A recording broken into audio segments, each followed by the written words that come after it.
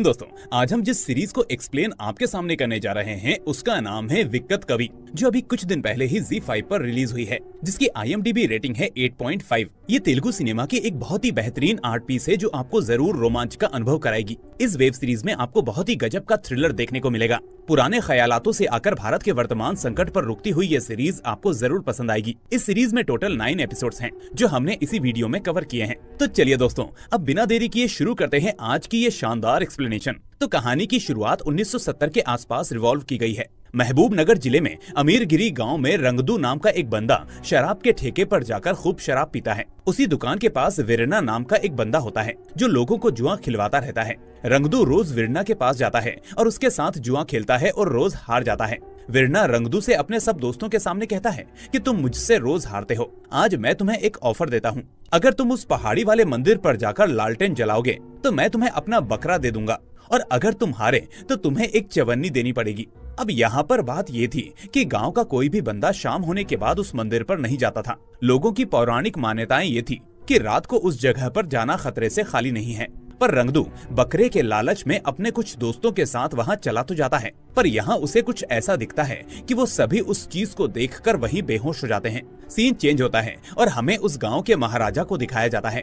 आज से 25 साल पहले महाराजा के बेटे की गांव में मृत्यु हो गई थी, इसलिए महाराजा गांव से दूर अपने सफेद महल में रहने लगा था। दरअसल पहाड़ी वाले मंदिर पर एक रात कोई फेस्टिवल चल रहा था और उसी दिन राजा के बेटे की मृत्यु हुई थी। इसीलिए सब लोग उस पहाड़ी वाले मंदिर को श्रापित समझकर ना वहां जाते थे और ना ही उस मंदिर में पूजा होती। उस हादसे के बाद से उस मंदिर में मूर्ति की पूजा होना बंद हो गई। राजा हर साल अपने बेटे का पिंड दान करता है और अब भी वो ऐसा ही कर रहा था। तभी वहाँ राजा का दामाद रघुपति आता है और वो कहता है कि महाराज, श्री सलेम का प्रोजेक्ट अपनी समाप्ति की ओर है। इसके बाद सारा पानी वहाँ छोड़ दिया जाएगा और सारा पानी गाँव में आ जाएगा। हमें इस जगह को जल्द से जल्द खाली करना पड़ेगा। तभी वहाँ एक बंदा आता है और वो राजा साहब से कहता है कि गाँव से गायब होने वाले लोगों की संख्या अब 32 हो चुकी है और दिन पर दिन ये संख्या बढ़ती जा रही है। पर राजा कुछ नहीं बोलता और अपने महल की ओर चल देता है। महल में उसकी प्रजा के कुछ लोग होते हैं, जिसमें रंगदू की बीवी भी होती है। वो राजा से कहती है कि कल रात को मेरा भी पति गायब हो गया, पर राजा उसे और अपनी प्रजा को सांत्वना देकर वहाँ से अंदर चला जाता है। सीन शिफ्ट होता है और हम हैदराबाद में रामकृष्णा नाम के एक बंदे को देखते हैं। उसने अभी अभी अपना ग्रेजुएशन कंप्लीट किया था।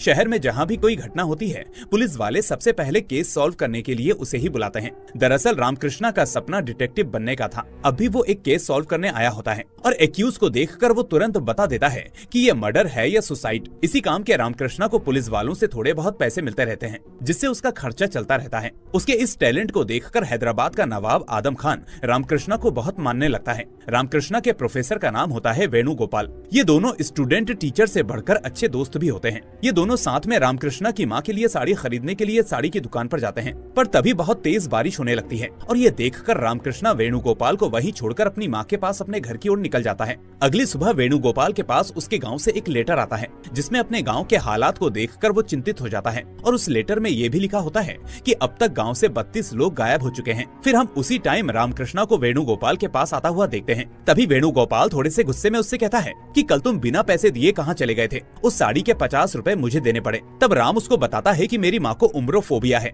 मतलब मेरी माँ को बरसात से बेहद डर लगता है, इसलिए मैं बारिश स्टार्ट होते ही तुरंत अपने घर चला गया। फिर वेणुगोपाल इस चीज को सुनकर अपने गुस्से को भूलकर उसे अपने गांव के हालातों के बारे में बताने लगता है कि हमारे गांव में एक प्रॉब्लम है, मैं चाहता हूं कि तुम हमारे गांव में जाकर उस प्रॉब्लम को जड़ से खत्म करो और इसके बदले तुम्हें वहां के महाराजा एक अच्छा खासा इनाम भी देंगे। रामकृष्णा वेणुगोपाल से कहता है कि मैं अपनी माँ को छोड़कर इतनी दूर नहीं जा सकता। उसी दरमियान उसकी माँ की तबीयत और बिगड़ जाती है। वो उन्हें हॉस्पिटल में एडमिट करता है और अब उनके इलाज के लिए पैसों की भी जरूरत थी। तब मजबूरी में और अपनी माँ के लिए रामकृष्णा वेणुगोपाल से कहता है कि सर, मैं आपके गाँव जाऊंगा। तो दोस्तों, अब तक तो आपको पता चल ही गया होगा कि अमरगिरी ही वेणुगोपाल का गांव है। इसके बाद रामकृष्णा अमरगिरी जाता है और उसी दरमियान उसकी मुलाकात लक्ष्मी नाम की एक बेहद खूबसूरत लड़की से होती है, जो अपनी कार से आ रही होती है। रामकृष्णा को पैदल आता देखकर वो अपनी कार रोकती है और उसे लिफ्ट दे देती है और उसकी बुक से हमें पता चलता है कि वो फिलोसफी की स्टूडेंट है। फिर राम उस गाँव के महाराजा के पास पहुँचता है और उन्हें वेणुगोपाल जी का लेटर दिखाते हुए कहता है, मुझे वेणुगोपाल जी ने भेजा है, आपके गाँव में कोई दिक्कत है और मैं उस प्रॉब्लम को सॉल्व करने आया हूँ। पर राजा उससे कहते हैं कि हमारे गांव में कोई प्रॉब्लम नहीं है और तुम यहाँ से अपनी बस पकड़कर निकल जाओ। फिर रामकृष्णा बस स्टॉप पर बैठकर बस का इंतजार करने लगता है। तभी उसके पास एक बच्ची आती है और वो उससे कहती है कि क्या आप मेरे पापा को ठीक कर सकते हैं। वो मुझे भूल गए हैं। ये बात सुनकर रामकृष्णा को अपने पिताजी की याद आ जाती है। उसने कभी अपने पापा को नहीं देखा। बचपन से लेकर आज तक उसकी माँ ने ही उसे पाल पोस कर बड़ा किया है। फिर राम उस बच्ची से कहता है कि चलो मुझे अपने पापा के पास लेकर चलो। वो बच्ची उसे एक मंदिर में लेकर जाती है और उस मंदिर की खिड़की से उसे अंदर झांकने को कहती है। जब राम उस खिड़की से अंदर देखता है तो वो अचंभित हो जाता है। उस खिड़की के अंदर वाले कमरे में बहुत सारे लोग थे। उन्हें देखकर ऐसा लग रहा था कि वो सब कुछ भूल चुके हों। इधर हमें एक रत्नम नाम के टीचर को दिखाया जाता है जो बच्चों को पढ़ा रहा होता है। पढ़ाते पढ़ाते वो किसी चीज से डर रहा होता है। उसे देखने से ऐसा लग रहा था कि कोई उसे देख रहा हो। उधर हम राम को देखते हैं जो उसी मंदिर में सो जाता है और अब वो ये डिसाइड कर चुका था कि वो गांव की प्रॉब्लम को खत्म करके ही यहाँ से निकलेगा। वो पंडित जी से वहाँ नहाने और फ्रेश होने की परमिशन ले लेता है और वो पास में बने कुंड में नहाने लगता है। जब वो नहाकर निकल रहा होता है तो देवैया नाम का एक पागल बंदा वहाँ आता है और उससे कहता है कि तुम ही आए हो ना इस गांव की प्रॉब्लम को दूर करने, अब सब सही होगा। और ऐसा कहकर हंसते हुए वो वहाँ से भाग जाता है। इधर राम मंदिर के महंत से पूछता है कि इस गांव की समस्या क्या है। वो महंत राम को बताता है कि हमारे गांव का जो भी आदमी जंगल की ओर जाता है वो पागल हो जाता है और अपना अतीत भूल जाता है। महंत राम से कहते हैं कि ये देवी माँ का श्राप है बेटा, तुम इन सब में ना ही पढ़ो तो अच्छा होगा। 3-4 दिन यहाँ रुको और फिर यहाँ से निकल जाओ। राम फिर सीधा उस गांव के पुलिस स्टेशन पहुँचता है और उस स्टेशन के ऑफिसर जिसका नाम पटेला होता है वो उससे कहता है कि मुझे हैदराबाद सरकार ने यहाँ भेजा है और आपके महाराज के लोगों ने भी वहाँ आकर रिक्वेस्ट की थी कि मैं यहाँ आऊँ और गाँव की प्रॉब्लम को सॉल्व करूँ। ऐसा कहकर वो उस पुलिस वाले से गाँव के बारे में डिटेल्स लेने लगता है। पटेला उसे बताता है कि 25 साल पहले पहाड़ी वाले मंदिर पर एक हादसा हुआ था जिसके बाद उस मंदिर को बंद कर दिया गया। 2 लोगों ने जब पहली बार उस मंदिर के पास जाने की कोशिश की तो वो वहीं बेहोश हो गए और जागने के बाद अजीब सा बिहेव करने लगे। फिर उनके बाद जिसने ऐसा करने की कोशिश की उन सभी लोगों के साथ यही सब होने लगा। गांव के मंदिर में 21 लोगों को बंदी बनाकर रखा हुआ है और रत्मा नाम की एक वैश्या को गाँव के बाहर रखा गया है क्योंकि वो अपवित्र है। फिर रात होते ही राम और पटेला रत्मा से मिलने जाते हैं ताकि उसे कुछ खाने पीने के लिए दे सके। उसी वक्त लक्ष्मी भी वहाँ रत्मा के लिए खाना लेकर आती है। पहले तो ये दोनों लक्ष्मी को देखकर पेड़ के पीछे छुप जाते हैं पर फिर बाद में बाहर आ जाते हैं और लक्ष्मी से बात करते करते राम को ऐसा लगता है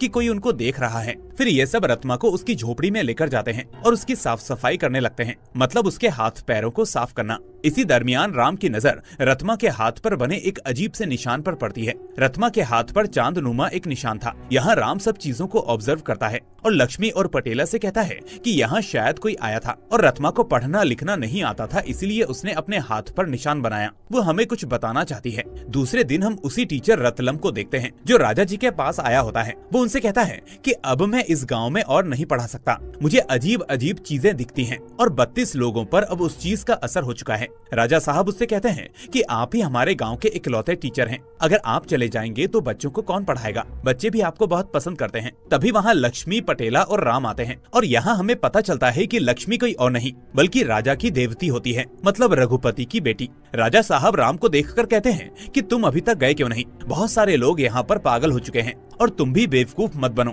अपनी जान खतरे में मत डालो। पर लक्ष्मी की रिक्वेस्ट पर राजा राम को 48 घंटे का समय देते हैं ताकि वो इस रहस्य से पर्दा उठा सके। वहीं बाहर जाते समय राम रतलम को देखता है जो अपनी साइकिल से जा रहा होता है और राम उसको देखता ही रहता है। वो पटेला से कहता है कि कल जब हम रत्मा से मिलने गए थे तो वहाँ मुझे किसी के होने का आभास हुआ था, शायद वहाँ कोई साइकिल से जा रहा था और हो सकता है कि वो साइकिल रतलम की ही हो। और अब राम को रतलम पर शक हो चुका था। वो चोरी चुपके उसके घर जाते हैं और उसके घर की तलाशी लेने लगते हैं। यहाँ राम को एक लेटर मिलता है और जब वो उस लेटर को देखता है तो पाता है कि वो एक लव लेटर है और यहाँ हमें पता चलता है कि रतलम वैश्या रत्मा से प्यार करता है। इसी दरमियान वो टीचर रतलम वहाँ आ जाता है। राम रतलम से कहता है कि तुमने तो उस रत्मा से प्यार किया और जब वो ऐसी हालत में है तो तुम गांव छोड़कर जाना चाहते हो। तब रतलम राम से कहता है कि जब पिछली रात मैं रत्मा से मिलने गया था तो मैंने देखा कि तुम लोग उसकी देखभाल कर रहे थे, उसका अच्छे से ख्याल रख रहे थे, तो मैंने सोचा कि तुम लोग ही उसकी देखरेख कर लोगे। फिर मैंने डिसाइड किया कि मैं ये गाँव छोड़कर चला जाऊंगा।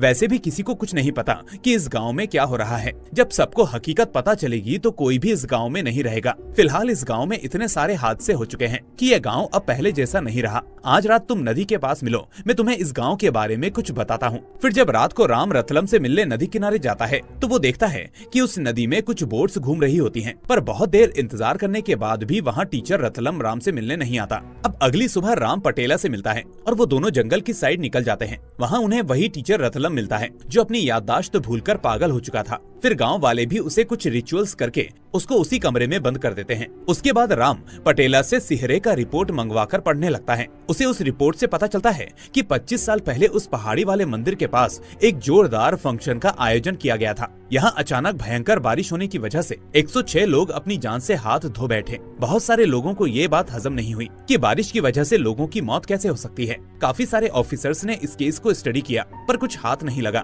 गांव वालों का ये मानना था कि ये देवी माँ का श्राप था और उनके हिसाब से इन जंगलों में कुछ बुरी आत्माएं घूम रही हैं। ये सुनकर रामकृष्णा उस जंगल के अंदर जाने की सोचता है। पटेला उसको बहुत मना करता है पर वो नहीं मानता। जब राम जंगल के अंदर जाता है तो उसे जंगल में 4 लोग दिखते हैं जो लकड़ियां काट रहे थे और वो तुरंत बेहोश हो जाते हैं। वहीं सुबह राम पटेला से आकर कहता है कि मुझे पहले लगा था कि ये किसी इंसान का काम है, पर कल मैंने उन 4 लोगों को अपने सामने बेहोश होते हुए देखा, पर मुझे ये समझ में नहीं आया कि मैं भी तो वहाँ था, पर मैं बेहोश क्यों नहीं हुआ और ना ही पागल हुआ। राम तुरंत पहाड़ी वाले मंदिर पर जाता है और उसको देखने लगता है। तभी वहाँ रवैया नाम का वही पागल बंदा आता है जो उससे कहता है कि देखो ऊपर से कोई आ रहा है, पर राम को उसकी बातें समझ नहीं आती। वो पागल उससे और भी अजीब सी बातें करने लगता है, पर राम को कुछ समझ में न आने के कारण वो वहाँ से चला जाता है। इधर गांव वाले पंचायत में राम से कहते हैं कि तुम हमारे गांव में नए हो, तुम्हें यहाँ के रीति रिवाज नहीं पता, तुम क्यों रात में जंगल गए? रात के समय उस जंगल में जाना वर्जित है। यहाँ राम कहता है कि आप मना करो या देवी माँ,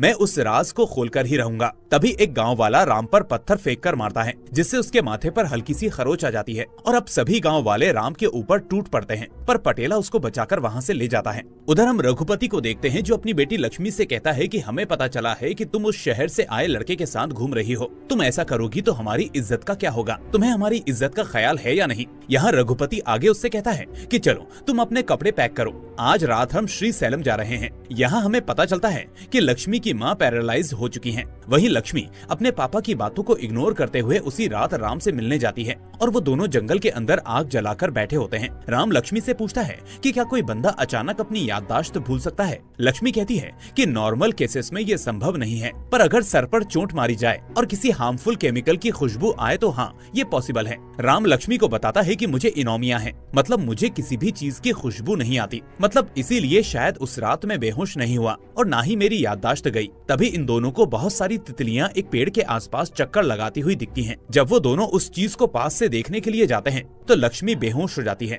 राम फौरन उसे अपने कंधे पर उठाकर हॉस्पिटल ले जाने लगता है। तभी उसे वीरना वहाँ मिलता है और वो उससे कहता है कि तुम तो इसी गांव के हो ना, चलो इसे हॉस्पिटल ले जाने में मेरी मदद करो। पर वीरना उससे कहता है कि साहब इसका इलाज किसी हॉस्पिटल में नहीं बल्कि मेरे पास है, आप इसे मेरे साथ लेकर चलो। फिर वो तीनों गाड़ी में बैठकर वीरना के घर पहुँचते हैं जहाँ वीरना लक्ष्मी को एक दवाई इंजेक्ट करता है जो उसने बड़े संभाल कर रखी हुई थी। तभी राम देखता है कि वीरना के घर पर वही पत्थर था जिससे आज सुबह उसे मारा गया था और उससे वीरना ने उस खून का सैंपल भी चेक किया था। राम वीरना से पूछता है कि ये सब क्या है। तभी वीरना राम को मारने लगता है और उसे जख्मी कर देता है और कहता है कि आज पूर्णिमा है, आज रात उस फूल से जो खुशबू आएगी उससे पूरा गांव बेहोश हो जाएगा और पागल हो जाएगा। वहीं हम राम को देखते हैं जो किसी तरह वीरना के चंगुल से छूट जाता है और लक्ष्मी को लेकर गांव के साइड में आ जाता है। यहाँ आकर राम देखता है कि सभी गांव वाले हिप्नोटाइज होकर कहीं जा रहे होते हैं। इधर राम लक्ष्मी को सुरक्षित जगह छोड़कर उस पेड़ के पास जाने लगता है, पर वहाँ फिर से वीरना आ जाता है और राम को रोकने की कोशिश करता है। उन दोनों के बीच बहुत जोरदार लड़ाई होती है, पर राम वीरना को कार में डालकर उस कार को उस पेड़ के पास जला देता है। वीरना और वो पेड़ जलकर राख हो जाते हैं और उस पेड़ के जलने की वजह से सब गांव के लोग नॉर्मल होने लगते हैं। अब अगली सुबह राम राजा के पास जाता है और उन्हें बताता है कि मैंने उस पेड़ को तो जला दिया, पर मुझे ये समझ में नहीं आया कि उस बीमारी का एंटीडोट वीरना के पास कहाँ से आया। वीरना चाहता था कि सब गांव वाले मारे जाएं। क्या दुश्मनी है वीरना की इस गांव के साथ? यहाँ राजा साहब राम का धन्यवाद करते हैं और उससे कहते हैं कि तुमने गांव की मुसीबत को खत्म किया है और शायद मेरी भी मुसीबत खत्म कर दी। फिर राजा अपने बेटे की कहानी सुनाता है कि मेरा बेटा महादेव लंदन पढ़ने गया था, पढ़ाई खत्म करने के बाद वो गांव आया और एक आदिवासी लड़की से शादी कर ली। उस रात मरने से पहले मेरे बेटे ने मेरे कान में कहा था किले की पूर्व की ओर। इसके बाद मैंने किले के पूर्व की ओर हर एक जगह को छान मारा, पर मुझे कुछ नहीं मिला। वो सवाल मेरे मन में शूल की तरह अभी तक चुभ रहा है कि आखिर उसने उस दिन क्या कहा था। कुछ दिनों बाद श्री सैलम प्रोजेक्ट भी खत्म हो जाएगा और मेरे बेटे का राज पानी में डूबकर कहीं दफन हो जाएगा। फिर राम राजा के पुराने महल में जाता है ताकि कुछ तथ्यों को एकजुट कर सके। यहाँ राम को महादेव और उसकी बीवी की फोटो मिलती है और इसी के साथ ये सीरीज यहाँ से सस्पेंस टर्न लेती है और हमें पता चलता है कि महादेव और कोई नहीं बल्कि राम का ही पिता था, क्योंकि महादेव के बगल में उसकी माँ की भी फोटो थी। हुआ ऐसा था कि महादेव के मरने के बाद राम की माँ गाँव छोड़कर हैदराबाद चली गई। फिर पटेला राम को उस जले हुए पेड़ के पास लेकर जाता है और उससे कहता है कि मैंने हर जगह छान मारा पर वीरना की लाश कहीं नहीं मिली, इसका मतलब वो अभी भी जिंदा हो सकता है। तभी वहाँ एक आदिवासियों का समूह आ जाता है और उस समूह के साथ वहाँ उसका मुखिया पशुपति भी होता है। वो राम से कहता है कि तुमने व्यर्थ में एक पेड़ की जान ले ली, ये देवी माँ का श्राप है जो तुम लोगों पर कहर बनकर बरस रहा है। तभी राम की नजर पशुपति की छाती पर बने टैटू पर जाती है। ऐसा ही सेम टैटू उसकी भी छाती पर था पर अधूरा। राम फिर वहाँ से निकलकर उस महल के पूर्व की ओर छानबीन करने लगता है। तभी वो वहाँ पर ऑब्जर्व करता है कि कोई उसका पीछा कर रहा है। राम उसको पकड़ने की कोशिश करता है पर वो भाग जाता है और ये कोई और नहीं बल्कि रघुपति का बंदा होता है। राम फिर पटेला के साथ पशुपति से मिलने जाता है और उनसे महादेव के बारे में पूछने लगता है। वो बताते हैं कि उस राजा के बेटे ने हमारे धर्म की लड़की से शादी की पर उसने हमारे रीति रिवाजों को ठुकरा दिया, इसीलिए देवी माँ ने उसे श्राप दे दिया। राम ये सुनकर वहाँ वापस आ जाता है। अब रास्ते में पटेला राम से कहता है कि तुम मानो या मत मानो, मेरे हिसाब से वीरना और रघुपति के बीच कोई ना कोई संबंध जरूर है। उस रात वीरना पूरे गांव का सर्वनाश चाहता था और उसी रात रघुपति अपनी फैमिली के साथ यहाँ से जाने वाला था और वीरना के पास एंटीडोट होते हुए भी वो किसी को नहीं देता था, उसने सिर्फ लक्ष्मी को ही दिया। ऐसा क्यों, ये मेरी समझ में नहीं आ रहा। ये सुनकर राम भी सोच में पड़ जाता है और जाकर सीधा राजा साहब से मिलता है। वो उनसे कहता है कि मुझे महादेव के बारे में थोड़ा डिटेल में जानना है, इससे मुझे चीजों को समझने में आसानी होगी। तो राजा साहब बताने लगते हैं और इसी के साथ सीन पास्ट में जाता है और हम देखते हैं कि महादेव अपनी पढ़ाई पूरी करके गांव आया होता है। सारे गांव वाले और हम सब परिवार वाले बहुत खुश होते हैं। तभी महादेव को ये पता चलता है कि इसकी बहन यशोधरा मतलब राजा की बेटी रघुपति नाम के लड़के से प्यार करती है। रघुपति के गरीब होने के बावजूद महादेव सबको समझा बुझाकर दोनों की शादी करवा देता है। उधर महादेव और गौरी बचपन से ही एक दूसरे से प्यार करते थे। महादेव ने वादा किया था कि मैं आकर तुमसे शादी करूंगा, पर राजा के ना मानने पर महादेव गौरी को जंगल ले जाता है और कहकर जाता है कि वो अपनी आगे की जिंदगी वहीं गुजर बसर करेगा। कुछ सालों बाद उन दोनों को एक बच्चा होता है। वही इस कहानी का मेन किरदार रामकृष्णा है। इस खुशी की वजह से राजा साहब महादेव को अपना लेते हैं। उत्सव वाले दिन गांव के लोग और आदिवासी उसी मंदिर में जाकर पूजा पाठ करते हैं और उस बच्चे की छाती पर अपनी परंपरा के अनुसार टैटू बनाने लगते हैं। पर तभी वहाँ महादेव आता है और कहता है कि ये कितना छोटा बच्चा है, इसको इतना दर्द मत दो, कितने जाहिल हो तुम लोग। और ऐसा कहकर वो बच्चे को अपने हाथ में लेकर वहाँ से चला जाता है। ये देखकर पशुपति देवी माँ से क्षमा मांगने लगते हैं कि हे देवी, इस मूर्ख की बातों का अनुसरण ना करो। पर उसी रात बारिश की वजह से हमारे 100 से अधिक लोग मारे गए और एक जगह पर राजा को महादेव बड़ी नाजुक हालत में मिला। जब राजा ने उसे बचाने की कोशिश की तो मरने से पहले उसने राजा के कान में ये कहा कि महल के पूर्व में। इधर हमें रघुपति की कुछ सच्चाई पता चलती है कि रघुपति ने यशोधरा से प्यार का नाटक करके उससे शादी की ताकि उसकी प्रॉपर्टी हड़प सके। साथ ही आज से 25 साल पहले उसने ही उसे पैरालाइज किया था और जब रघुपति को गुस्सा आता है तो वो अपना गुस्सा उस पर निकालता रहता है। उसी टाइम लक्ष्मी इस चीज को देख लेती है और बहुत शौक में चली जाती है। वो अपनी माँ के पास आकर उसको दिलासा देने लगती है और कहती है कि मुझे अभी तक तो बस यही पता था कि मेरे पापा सिर्फ एक अच्छे पापा नहीं है, पर वो तो अच्छे इंसान ही नहीं है। दूसरे दिन रघुपति उस मंदिर में चोरी चुपके जाने लगता है और शॉकिंगली इस मंदिर में वीरना पहले से ही मौजूद होता है। मतलब पटेला की बात सच थी। ये दोनों मिलकर गांव की बर्बादी चाहते हैं। इधर राम को राजा की एक बात याद आती है। उसने राजा साहब से पूछा था कि उस दिन उस हादसे में कोई बचा, तो राजा साहब ने कहा था कि हाँ देव्या, पर वो पागल हो गया। उस रात क्या हुआ उसे कुछ याद नहीं। फिर राम देव्या को किसी सुनसान जगह पर ले जाकर लक्ष्मी की हेल्प से उसे करंट के शॉक देने लगता है। फिर 2-3 बार ट्राई करने के बाद देव्या ठीक हो जाता है। इसे अपना नाम याद आता है। राम उससे पूछता है कि बताओ मुझे उस रात क्या हुआ था। देव्या बताता है कि उस रात सारे गांव वाले मंदिर के पास पहुंचकर उत्सव मना रहे थे। वहाँ गौरी भी थी। तभी अचानक वहाँ बारिश शुरू हो गई। यहाँ देव्या बताता है कि ये बारिश कोई आम बारिश नहीं थी, वो एसिड वाली बारिश थी और वहाँ जितने भी लोग थे वो सब मर गए। लेकिन उस वक्त गौरी, देव्या और रामकृष्णा मंदिर के अंदर होते हैं, इसीलिए वो बच जाते हैं। और उस भयानक दृश्य को देखकर देव्या पागल हो गया। इसी वजह से जब भी गौरी मतलब तुम्हारी माँ को बारिश होते हुए दिखाई देती है तो वो डर जाती है। देव्या बताता है कि शादी से पहले तुम्हारी माँ और पापा महल के पूर्व वाले कुएं पर जाकर मिला करते थे। फिर राम उस पुराने कुएं के पास जाकर वापस तहकीकात करता है। यहाँ कुएं के एक पत्थर पर राम लिखा हुआ था। जब राम उस पत्थर को हटाता है तो उसके अंदर एक बैग होता है। राम उस बैग को राजा साहब के पास लेकर जाता है और उसके अंदर देखने लगता है। इसके अंदर कुछ पेपर्स होते हैं जो कुछ केमिकल के फार्मूलाज थे। उसी रात रघुपति के कुछ आदमी उस बैग को हासिल करने के लिए महल में आते हैं।